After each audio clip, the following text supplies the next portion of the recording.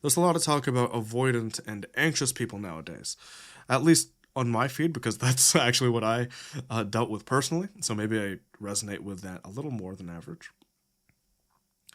But it'll essentially show how avoidant people typically start ghosting, and this comes from a place of emotional underdevelopment, right? But if you're the anxious person in this scenario and you've done the internal work, you'll realize that all we can ever do is provide the opportunity for people to work with us, right? We give them a chance.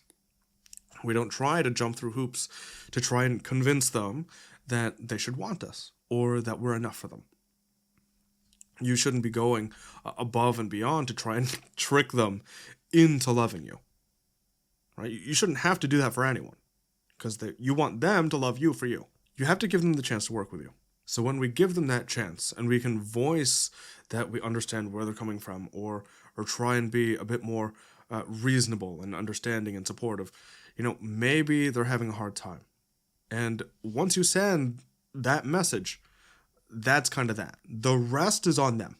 Like, we've done all we could because that's the only thing within our control. Communicating is really all you can do. And so if we did our part, the rest is on them. And really realizing that is difficult when you think that you have to jump through a bunch of hoops in order to be loved.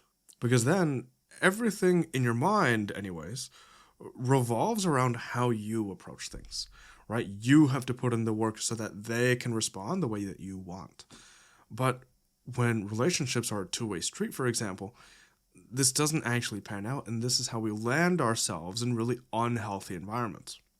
Doing all these things stop being nearly as daunting. And I'm talking about the open communication and healthy living and all that. And it's not as daunting once we have a solid sense of self and we start to realize that the situation is that all we can do is our best.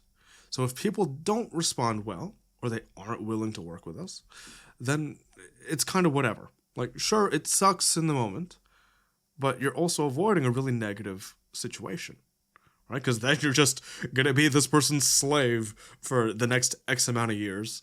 And their seeming lack of care, because we don't really know the full picture for anyone, we don't really know what they're dealing with. If people don't respond in the way that you'd like, it doesn't actually mean that you are unlovable, right? Even though that's what our minds default to. And this approach is pretty fantastic for relationships of any sort, because then we can avoid the toxic ones.